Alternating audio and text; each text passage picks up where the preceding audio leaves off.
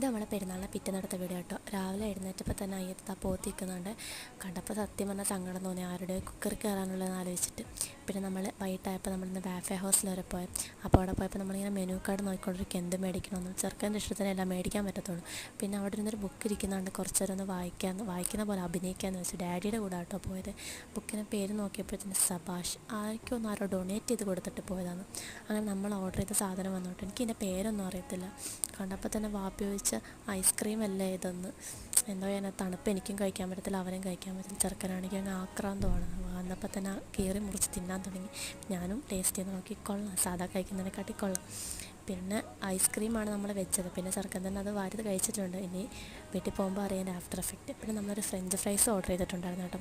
പക്ഷെ അത് കഴിക്കാൻ സമയം കിട്ടില്ല. നമുക്ക് കരുനാപ്പള്ളി വരെ പോകേണ്ട ആവശ്യമുണ്ടായിരുന്നു. ഇന്നാണ് ഞാൻ തിരിച്ചു വന്ന ദിവസം കൂടായിരുന്നു. പോകാനിറങ്ങിയപ്പോഴോ മഴ കാരണം വണ്ടി എടുക്കാൻ പറ്റുന്നില്ല. Train ticket